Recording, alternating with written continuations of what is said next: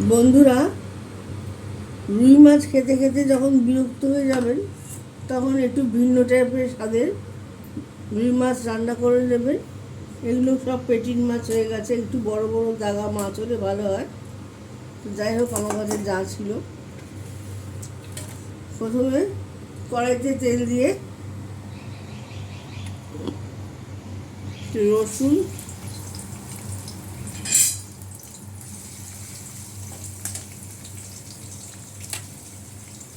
রসুনটা একটু ভাজা হোক। বন্ধুরা, সবসময় খেয়াল রাখবেন ফোড়ন যেন পুড়ে না যায়। পুড়ে গেলে রান্নার স্বাদ একদম পাল্টে যাবে, গন্ধটাও নষ্ট হয়ে যাবে। এই মেথি ফোড়ন দিয়ে দিলাম।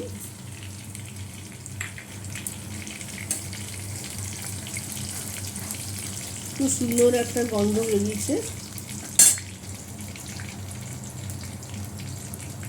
টমেটোগুলো দিয়ে দিচ্ছি।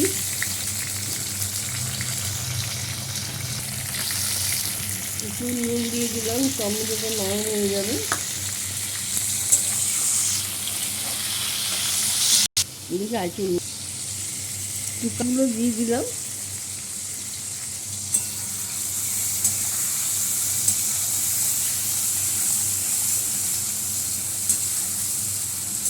তো রুই মাছের ঝোল, চচ্চড়ি, কালিয়া সব রান্না করে খান। একদিন এইভাবে রান্না করে খাবেন, দেখবেন রান্নাটা অনবদ্য, খুব ভালো লাগবে খেতে। এটা আমার বড় ননদের কাছ থেকে শিখেছিলাম। ও একদিন আমাকে জামশেদপুরে থাকতে হয়েছে, আমার আমি শিখালো যে তুমি এইভাবে করো।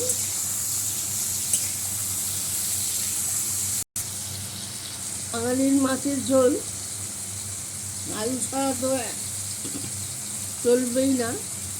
এই রান্নাতে সাধারণত আলু দেয় না।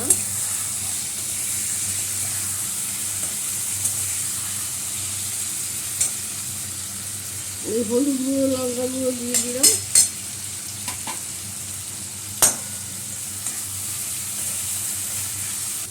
একটু জল দিয়ে দিচ্ছি, একটু আটা গুলিয়ে জল দিয়ে দিলাম।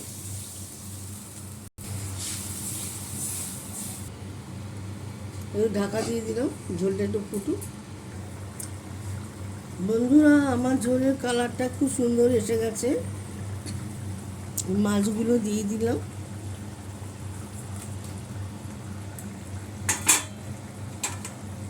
ধনে পাতাটাও দিয়ে দিলাম। এইভাবে একদিন রান্না করে খাবেন বন্ধুরা। এই রান্নাটা একেবারে অনবদ্য, খুব টেস্টি রান্না।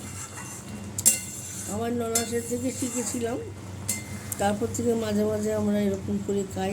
আপনারাও খেয়ে দেখবেন।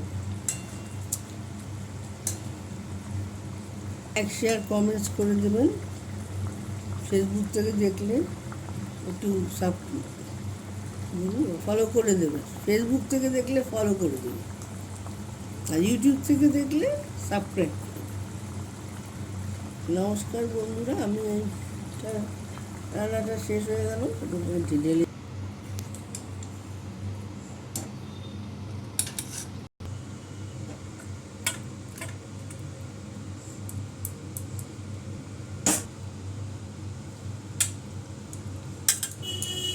নমস্কার। ব্লগটা আমি এখানে শেষ করলাম।